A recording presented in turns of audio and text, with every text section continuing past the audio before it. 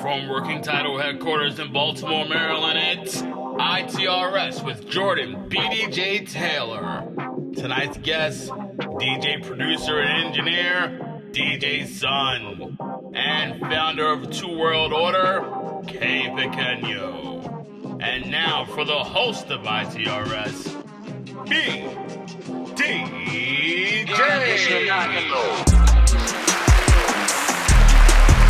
What's good, bro? It's your boy BDJ, aka the County, aka the voice of the county, aka I see the game like Romo, aka I see the game like Lamar, and you were here for episode 19 of Inside the Rapper Studio. So I see y'all pretty show today. Like we've been saying,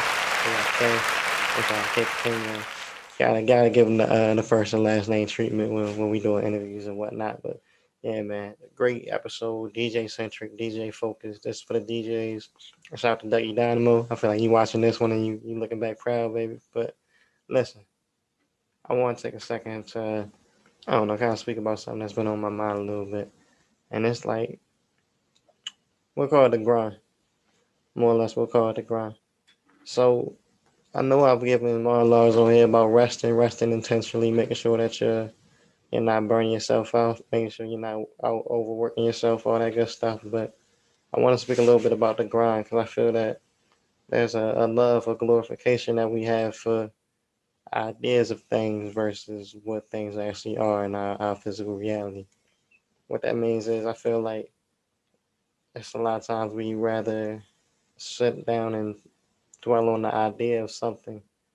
So let's say, for example, because I love examples, I bring it to real life, but the idea of a dream job. And it's like once this dream job happens, my life will be smooth sailing, this and that. But I'm here to tell you that I, Jordan BDJ Taylor, had my dream job and hosting this show and hosting Working Title Podcast and my leadership role with the fourth quarter and my work at Black Youth Institute. Like I have multiple dream jobs. But just because you're living your dream, it doesn't mean that the grind stops. You know what I mean? It doesn't mean that things become just easy street.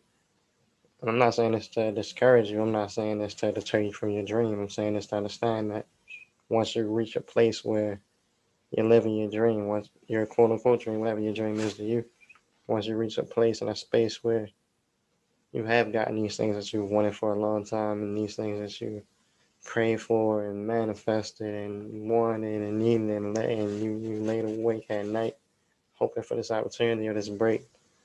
Once you get that break, that's when shit really starts. You know what I mean? Shit, just to close it out, the draft is coming up. By the time this episode drops, I think it'll be the Tuesday before the NFL draft. But think about it like that, you know what I mean? Yeah, so you an athlete. And shout out to Ev, because he got a couple after work interviews with a couple people that spoke on this more in depth. But say your dream is to make it to the NFL. You get drafted, you make it to the NFL. Now is day one. You know what I mean? Now the grind really starts. Now the work really starts. Now you gotta put it in. Now you gotta go crazy. You gotta take the late nights and take the no sleep and still find that balance to not lose yourself and not lose your relationships and not lose your bread. And you know, it's just don't think that your dream job is gonna be easy street. Realize that that's just level one. But if it really is what you want, you gonna grind. You gonna put that work in. But don't sacrifice that at the same time. You feel me? Like I said, great show tonight. RIP DMX. RIP to the young man whose name I can't remember. The young man who was a victim of police brutality, man. I know we had these conversations a lot too. And you know me, this is more so an offline conversation, but none of this shit is really going to change until we start getting active on a local level, until we start building up community again.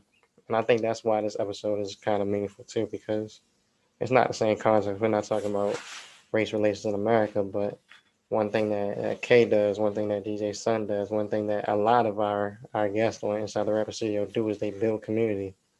And when you build community on a strong local level or a strong wherever the fuck is important to you level, you're kind of insulated from a lot of the big national shit that goes on, a lot of the national decisions. And by the time that it's realized that you and your little community are making the waves that are crashing up on the beach, it's already too late to stop this. So Invest in yourselves, invest in your people, invest in your community. That's the only way we're going to see tangible change. Politicians are going to say whatever they want to say to get reelected.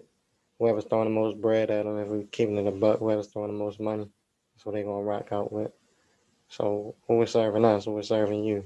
And if it's not us serving each other, then we can't expect someone else to come in and have our best interest at heart. They're just going to look at it as another reason to exploit us. So if you feel like you want to see a change, you feel like you want to make change, you feel like you want to, I guess I gave y'all two more laws for one, huh? But all that to say, if you want to see shit change, reach out to the people in your community, reach out to the people that you know need the help, and think about, if not sustainable solutions, ways that you can work towards sustainable solutions, because the shit we got clearly not working, man. It ain't. But again, great show. Hopefully you holler that Score Swayze and your ad is coming up in 3, 2, 1. Got it hazy in the booth, it's hard to see in this bitch. And in the lab, I'm steady cooking Lil B in this bitch. And all my diamonds white like yayo, got a key on my wrist. I get the pussy, make it stretch like Monkey D on the bitch. Hey, look, what? Where the cash at? Put the dollar sign in front my name like it's the cash app. Smoking, get her open, so I rolled aloud and passed that. Had to change my number, bitches stalking like the NASDAQ. Oh man. Oh man, what a beautiful crowd, what a beautiful audience. Listen, for our first guest of the evening, we have the one, the only, DJ Sun.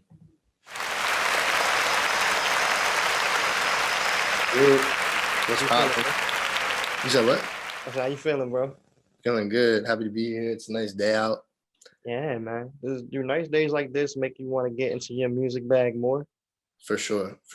I just moved into my new apartment, and Oh, congratulations.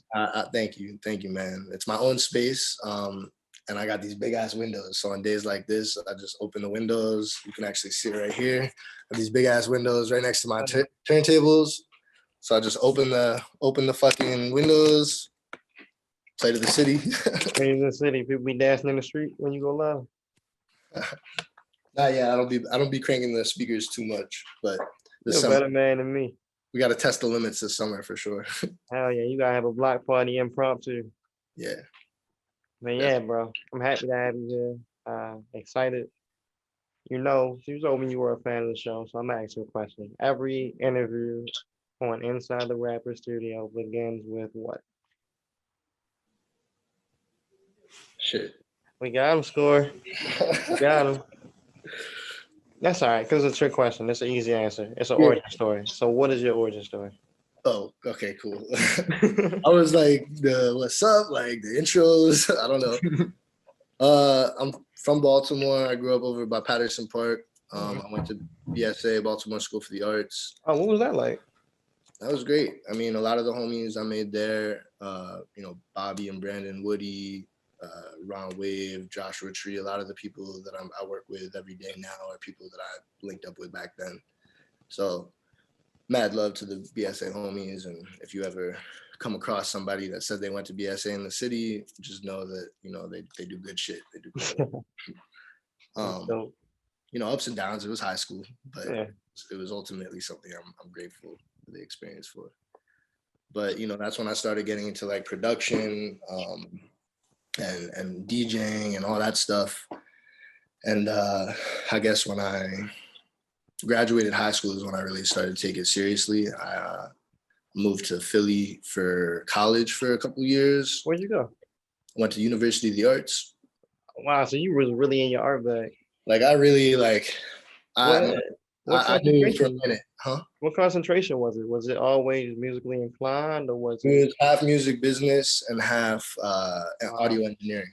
So I do a lot of mixing and mastering as well, and that's something that has really helped me in the pandemic. Being able to have those skills and just shift over a little bit, it's helped me my pockets out a whole lot, and I love that part of it, the mixing and mastering process. Shout out to all the engineers that listen, because that's not everybody knows what the role is there, but that's the real meat and potatoes of this stuff.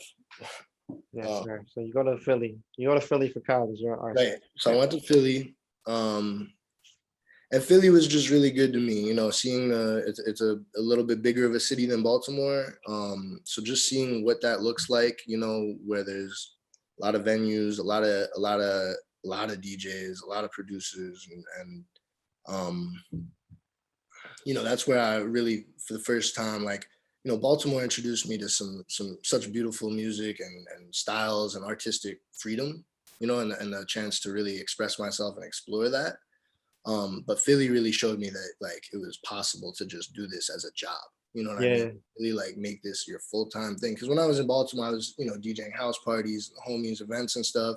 When I went to Philly, you know, there were so many bars that you could really just do that. You know what I mean? Not even on some, not even like, and that was the crazy thing too, because me coming from the BSA world, you know, I thought of the DJing thing very much as hip hop music creation side of things. When I went to Philly, I met all these DJs who didn't know a single rapper, who didn't know a Wow. single producer. You know what I mean? And I realized, like, damn, it's like they're just like a, you know, you got waiters, you got car salesmen, you got DJs. Like it's really that casual there. So that really was an important moment for me to realize, like, you know. Was there anyone you met during that time or any experience in particular that kind of crystallized the fact that that could be a real job for you or a real lifestyle for you? I think it was the first time I played like I mean, there were a few moments for sure, but there was one moment in particular I played. I was probably like a few weeks to my 21st birthday, and I was like really really nervous because it was my first like, real club gig. You know what I mean? It was like one of those bottle service spots, and my homie had like, you know, gone through all kinds of trouble to try to get me this opening slot, right?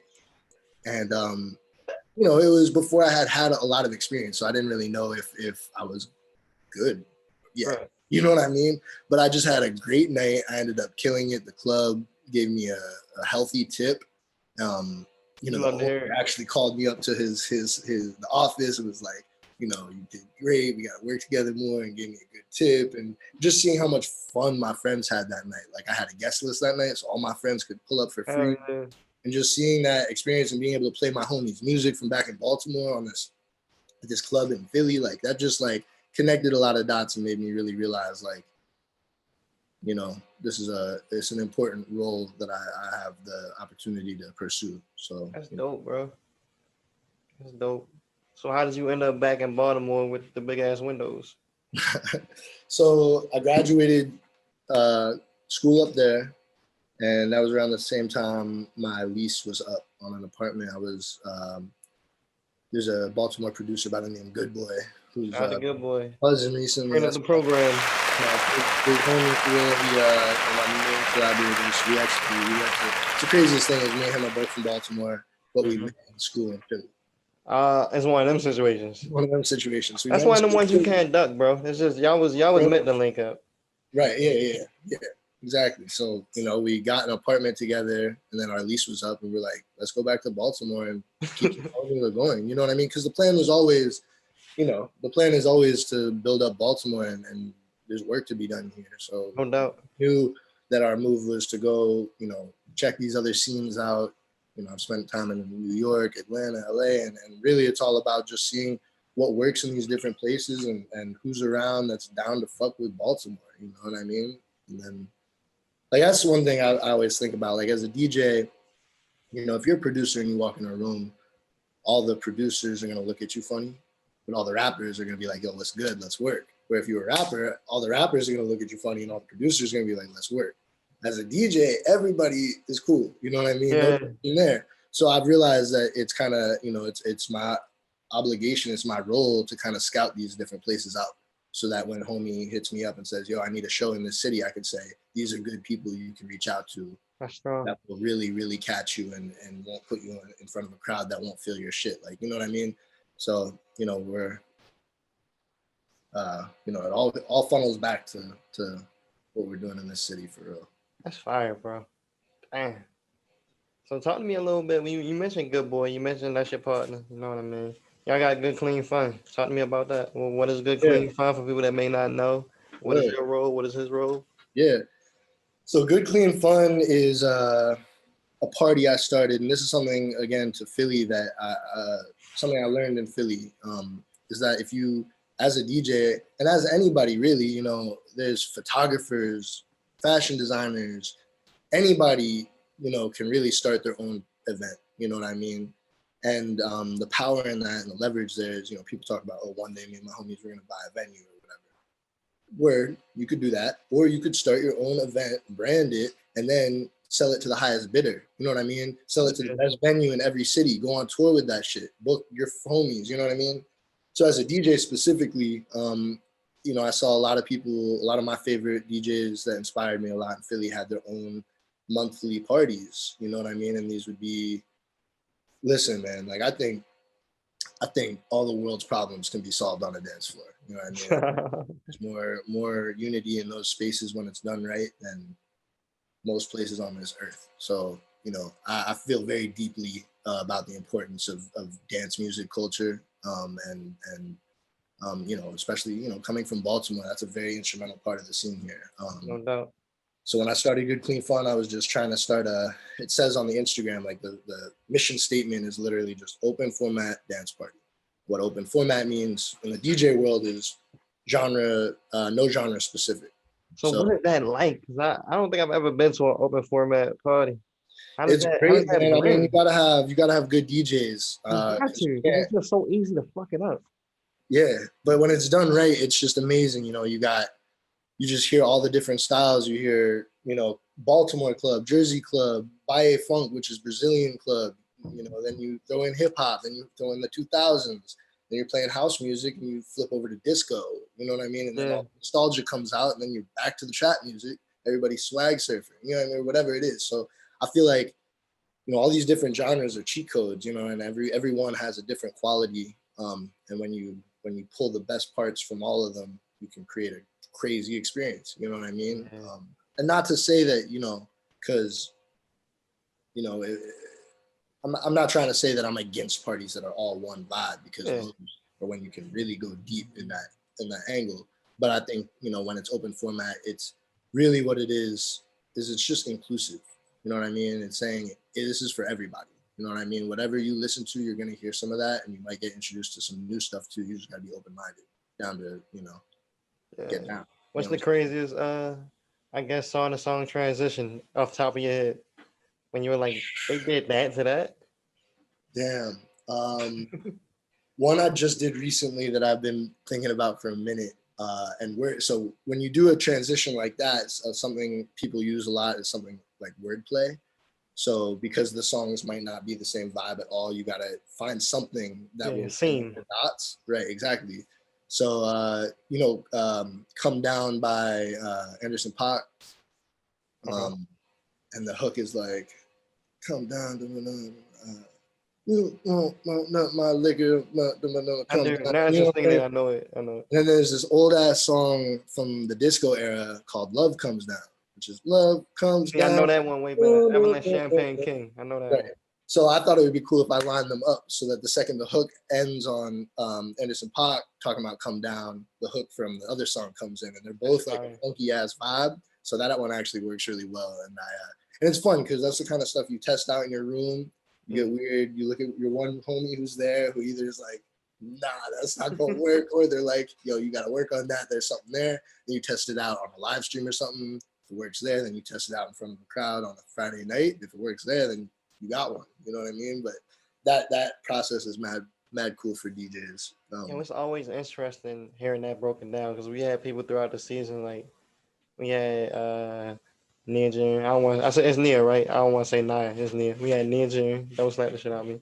But she talked about like working out her poems, and it's kind of the same fashion. And I compared it to stand-up comedians like touring with their jokes before they go on stage. So it's interesting to see how that same principle of like trial and error manifests itself in so many different artistic passions. You know what I mean? Real quick, I didn't ask you this at the top. Where did you get your name DJ Sun from? All right, so my real name is Jason, right? Jason Noble. You make the D silent. It's just Jason. Okay. It's funny because some people get it right away, you know, and then some people, like I have homies who like knew me way before I was a DJ, will call me like at 4 a.m. 6 years later being like, I just figured it out. Like Lil Wayne was. I thought I was clever, you know.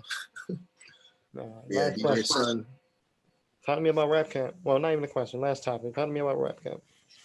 Word. So Rap Camp is something that the homies, Good Boy, Bobby Woody, and Groovy Don, who's another lyricist that we work with, and myself started. We were really just like, you know, we had done it once or twice, and then we were just like, what if we just kind of like branded it?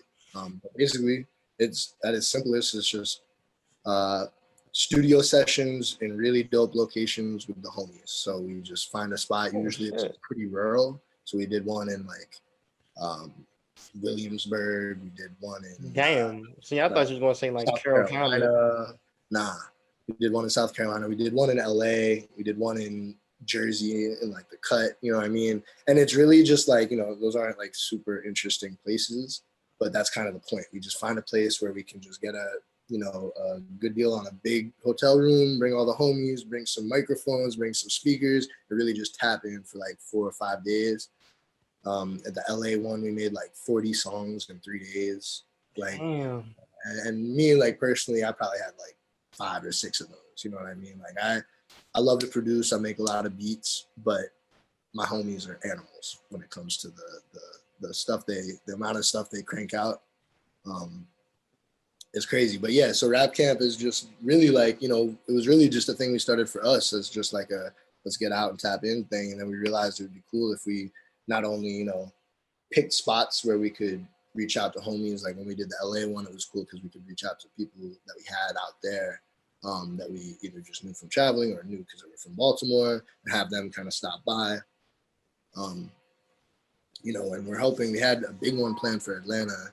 That one was going to be so cool because we kind of sent an invite out to a lot of our favorite artists in Baltimore, and we had something like 30 people were like greenlit, planning to go down to Atlanta. It was going to be the most absurd session ever, and then the pandemic happened. That was literally a year ago that we were planning that.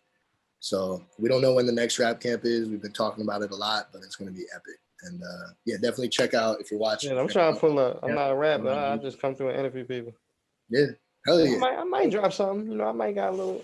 Man. A little young. My crew is very encouraging. You know, if anybody wants to stick their toe in a world they're not used to, pull up. Yeah, that's fine. We don't know when the next Rap Camp is going to be, but let me know what you got next. We kind of spoke about it before, but let the people know what's coming next with DJ Sun. Word. So right now, you know, the residencies and the bookings are still kind of moving slowly. I'm still waiting to hear back from some of the like more regular events that I had going, like Good Clean Fun at the Crown, and I had a Thursday night party down in Fells Point. I'm still waiting to hear about those. So in the meantime, my plan is to just go off with the underground by any means necessary events. So if you get at me on IG, I'm gonna be dropping a flyer for tomorrow. Actually, that's we've been throwing parties at City Beach on Fridays. This next one I got Styles Bond and shout out to the homies. So you already know. I'm picking my favorite DJs for them. But in general, like all summer, I got you know, pop-ups, block parties, cookouts, all kinds of stuff planned. I just want to make sure that, you know, we have a good ass summer in Baltimore. That's my focus right now. This summer is about to be crazy, bro. Yeah. Oh my gosh. And then also just working on a bunch of production. I'm excited to starting to put out more of my stuff and be more proactive with my placements and stuff. You know, producing is something I've done forever, but the DJ stuff has always kind of taken precedent, just because that's what I really love. That's how my lifestyle works. But I'm really excited. I've been working with some artists that I love a lot. So if anybody is interested, check out my SoundCloud. I'm always posting new beats and stuff. And then the other thing is, just for anybody listening, I'm really interested in doing live cuts. So if anybody is trying to get, you know, if anybody's got some of those more old school feels on some of their songs, or looking for some live scratches from our turntablists, get at me, because definitely hoping to do more of that. Shit, bro. It's like you got a lot on your plate, but you built for it. You got a good team around you. I'm excited to see it, man. I can't wait. I can't wait for the DJ Sun BDJ mixtape to drop. Hell yeah. Right. Come on. Listen, as DJ said, let people know where they can find you at. One last thing. That's the last thing for real. Let Yeah. them know where they can find you. You can get at me at Spun by Sun on everything, Instagram and Twitter on my main platforms. If you want to hear a mix, I post. I did a couple mixes, guest mixes for some radio stations recently, and I've been posting those on my Mixcloud account. So if you want to just listen to my style, catch some tunes, check out some new music, I got a couple of hour-long mixes on my Mixcloud. That's also Spun by Sun, sun like the sky. So yeah, definitely reach out, holler at me. Let me know if you're a DJ. Definitely hit me up. Let's cut up sometime. Dope. Listen, y'all know you can only expect dope interviews. On the other end of the break, we have the one, the only Qué Pequeño. But before that, I think your commercial break is gonna be right about.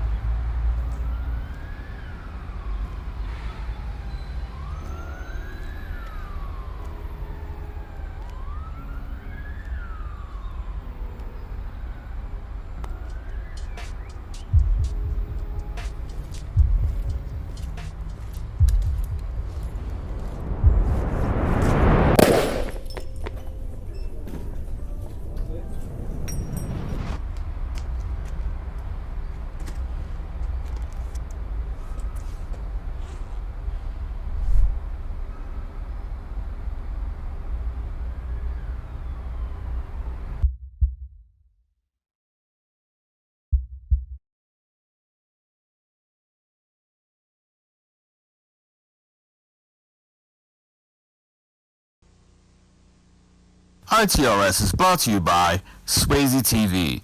It's just fucking television. And Working Title Podcast. Catch all new episodes 11 a.m. every Monday morning. Back to the show.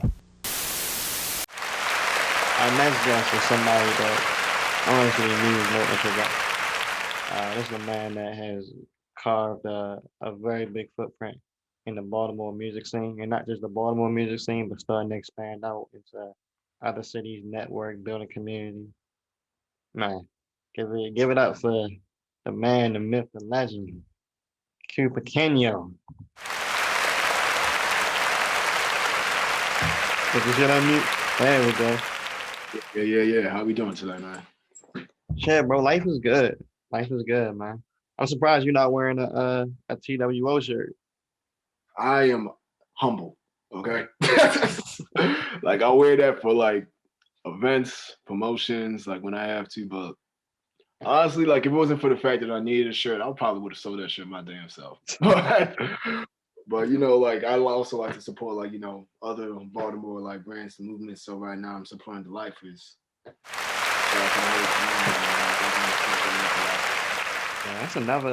that's another dude that's just been around so long, you know what I mean? And you gotta respect when people can consistently reinvent themselves. 'Cause we done seen a lot of errors come by in the time that we've been doing this, the time that we just been cognizant of the world outside of our elementary school and middle school. We've seen a lot of shit change and a lot of shit happen.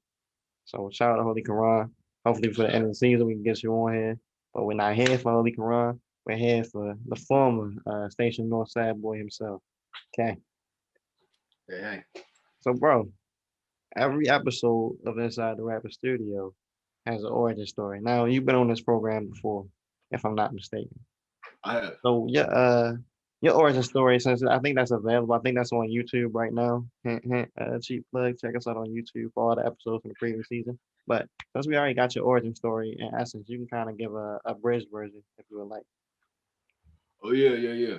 I guess my origin story starts out in Station North at the Bell Foundry, aka 1539 North Calvert Street, 2016 April. You know, just like learning and like, you know, doing what I can like behind the scenes, and then like I officially started curating shows on September 10th, 2016. First show I curated was with my cousin Android number 23. Then from then I kept curating shows at the Bell Foundry until the city displaced us in December 5th of 2016. I eventually moved from Bell Foundry to the Crown, first Fridays of every month.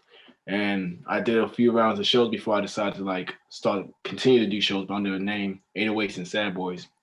and I was going by the name Station on Sad Boy at the time. So it was me and eventually OG Swoops would like start running the show with me as co-host. And from then, like we were able to do about I think we rounded up 31 shows before COVID. So we've had like a lot of people, a Hey, lot of yeah. So yeah, we've fucking had people. residency, bro.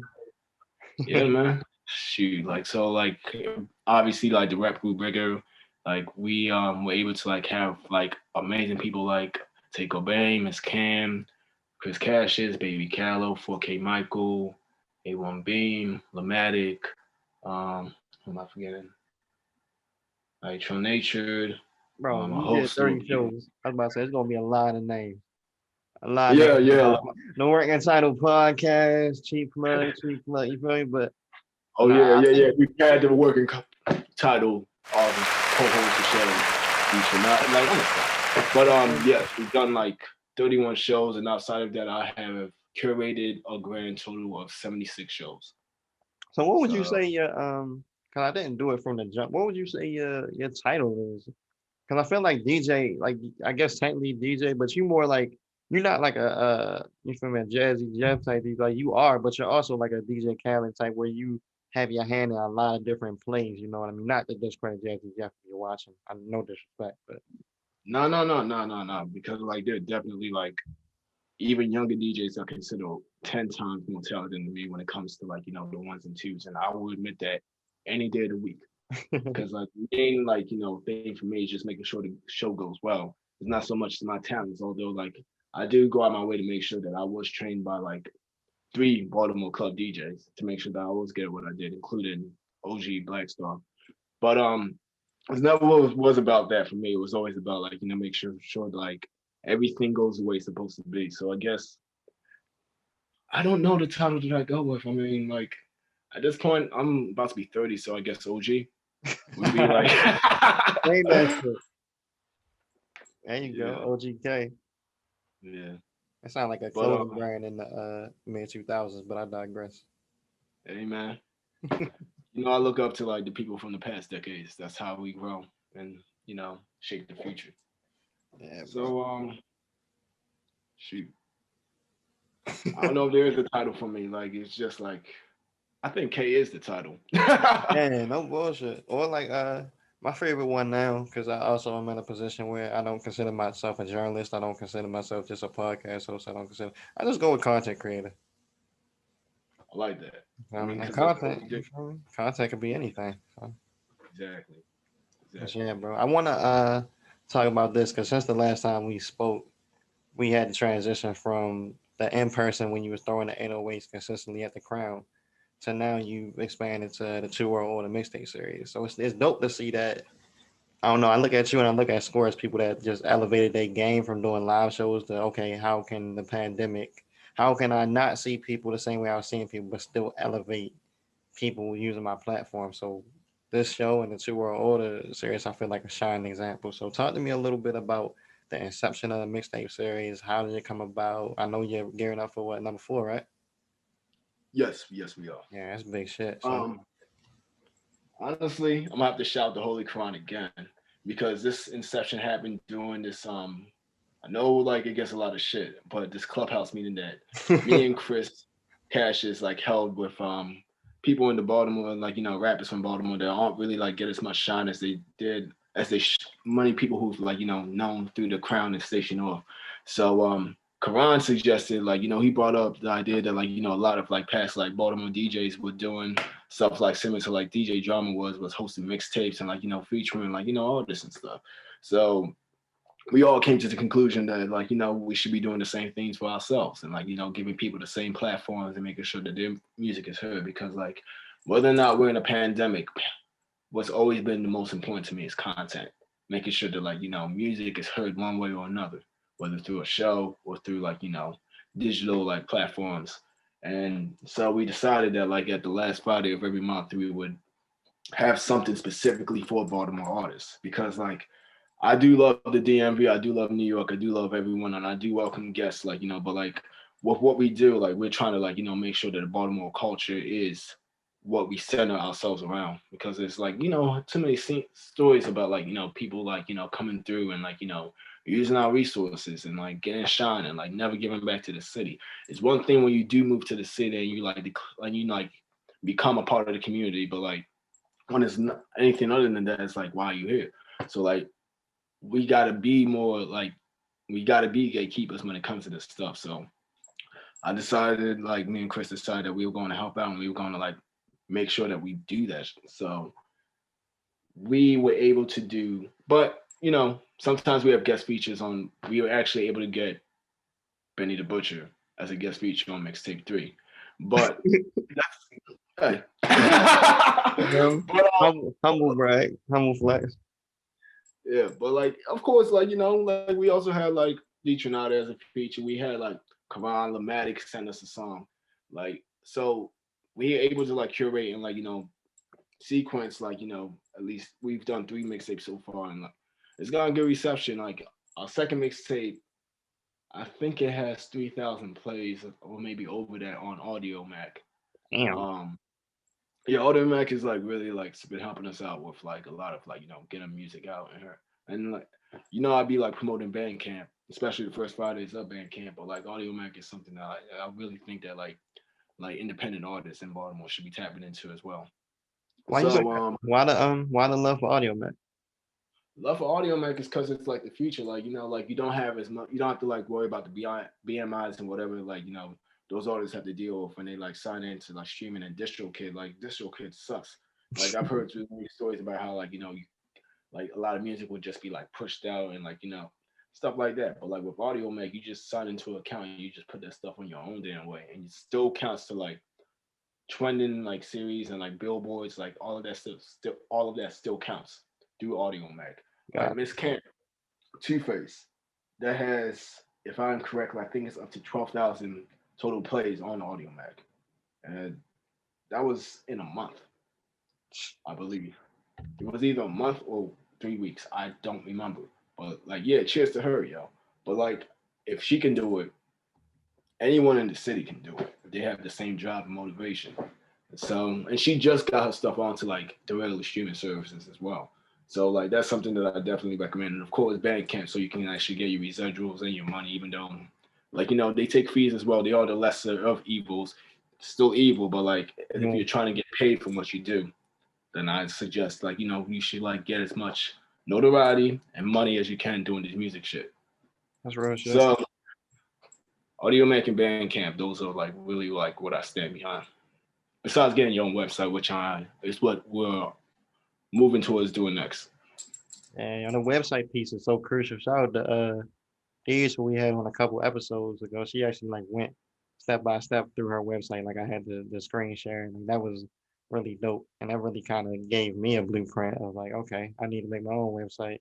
That's how you did it. I can kind of take the formula. So yeah, man, a lot of game. But I wanted to ask you. You mentioned Miss Cam, you mentioned Chris, you mentioned the Two World Order mixtape series. I want to ask you about the Two World Order collective also. So what was the inception of that? That's you, it's you, Cam, Chris, and Bill Carl, if I'm not mistaken. Yeah. Oh, the words. Oh, you got me. Oh, you motherfuckers. I was so close to not fucking up no words for the whole episode. You motherfucker. Hey, I will take all full responsibility for that. It don't got nothing to do with you. It's like a counter at the bottom. I'm probably like, if this is episode 19, I'm probably like 6 episodes where I ain't fucked nothing up. And whatever the other count is, 12 episodes where I did fuck a word or phrase up. But hey. Don't work with me, man. But yeah, English ain't my native tongue anyway. Exactly. We talked how the fuck we wanted to. Shit. But yes, Two World Order is a collective in which I manage Chris Cassius and Bill Carl Boomer, and I DJ for Miss Cam. Okay. And my man Reem Unknown, who was helping me out with 808s and Sad Boys, he helps me out with like designs and like album covers too. And that's my little brother. So one of the dopest artists in the city. Yes, I don't really like a lot of people, but I love that little book. But I love everyone. But yeah, like I guess it started out as management, and it really started defining itself as what it was when Chris released 6 Tape Volume 1. And that was after a moment where he was actually contemplating like not doing music no more. But he like bounced back and like, you know, took a lot of music that he like had during his depressive episode and he put it together into like a playlist like mixtape. And under that came Six Tape One. And we didn't know what to expect of it, but that was when we started utilizing Bandcamp and he was able to make a good amount of money from that. And I saw a lot of good reception. He got reviews. Like he had a video out of it. He got featured on, I think it's DMV Plug. So that was when I knew that like, yeah, we can really do something with this. And of course, like, you know, just like, you know, with that, I also helped in like EP and executive producing Two Face for Miss Cam. And still DJing for her. Like we were able to do a few like shows, like, you know, like virtual shows for the pandemic as well. So that I knew that things were going well and I felt comfortable enough to that like, yeah, I can actually like add one more artist. And Bill became a member a few months ago. And before a little after that, he released his project Free Sim RIP Mary. Just dropped a video ago and he did I think like with under a week he did 2,000 streams on Spotify. So that did well too. So like I knew that like yeah, like something is really going well with this and like the movement is growing and I know I'm comfortable with the artists I have. I feel like I'm gonna like add artists every year. Oh, Just like at my own pace. So like, you know, I know that I'm comfortable and everyone is doing what they need to do. Because like the thing about Two World Order is that like, yeah, I'm here to help, but like it's also I want you to get to a point where you still can like do things on your own. And like, you know, if you need me, you always need me. But I'm just like here to be an older brother and like just guidance for like, you know, the artists and stuff. yeah. And of course, like, you know, my thing is with artists, like, yeah, you gotta be from Baltimore. And there's that other thing that you gotta be that I can't really say on here because I don't know. Anyway, Hey, but listen, yeah. you want? Hey, say whatever you want to say. We can just cut this shit out later. I prefer managing black people. That's what you was holding. You was holding us up for that. That was the fucking cliffhanger, K. Nigga, yes. You know there be them all lives matter people on those shit, man. Come on. You think that they sticking with my ass for 19, 18, 19 episodes? That's true. My black ass, my unapologetic. I don't give a fuck what you want. Hey, we don't. Hey. But Anyway.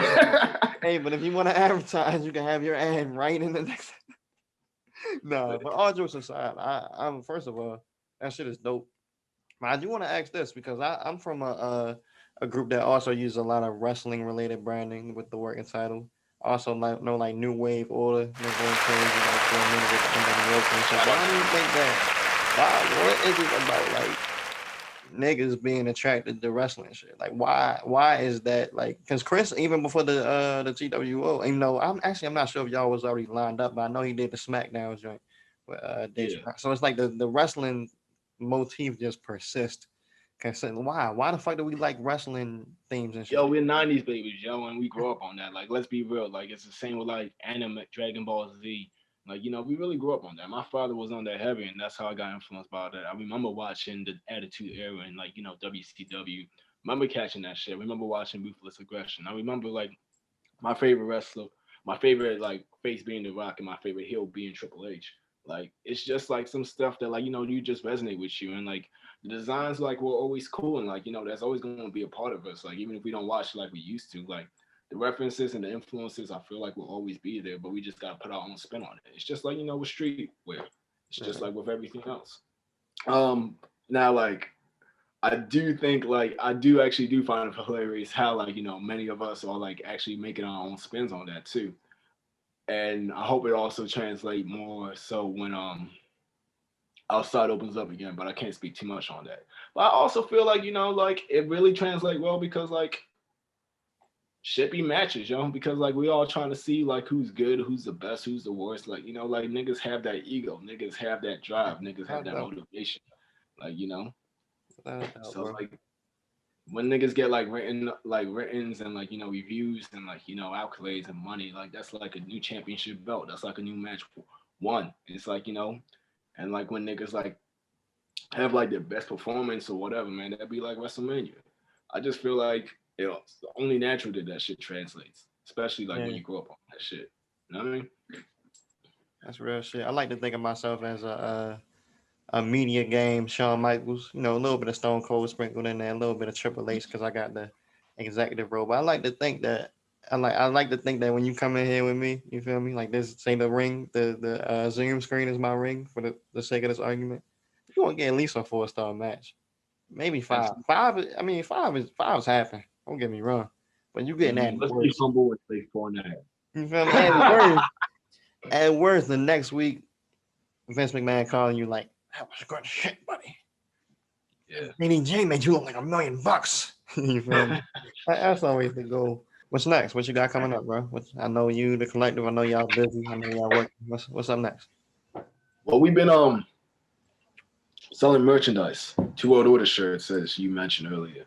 Right now, we are working in the progress of making a website. Expect new visuals from Bill, and expect something completely new from Chris Cassius in a few weeks. Hell So, man, hold up, real quick. I want to see if I can. Yeah, let's pull this up because I be forgetting we had Zoom sometimes. So let's show the people what the fuck we got going on here. hey, There we go.